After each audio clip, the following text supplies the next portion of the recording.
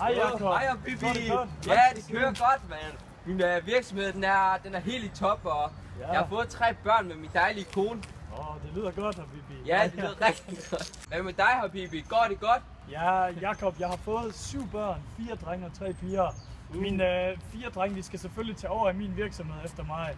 Og hvad med dig? Går det godt med din kones virksomhed, Jakob? Ja, det går super. Der er fuld drøn på.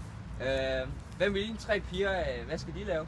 Jamen Jakob, de skal selvfølgelig gå derhjemme og passe børn og lave mad, og så skal de selvfølgelig tage sig af mig og min kone, når vi bliver gamle, ligesom min kone tager sig af sine gamle forældre. Ja. Hvad, Bibi? Du smage min hotdog?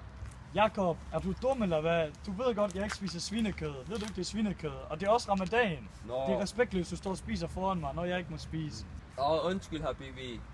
Jamen, det er i orden, Jakob, men du må have det godt og hilse derhjemme, hilse din kone og hilse din. Jeg håber, det går godt for jeres virksomhed i fremtiden og sådan noget. Ja, lige måde. Du må have det godt, Jakob. Hej.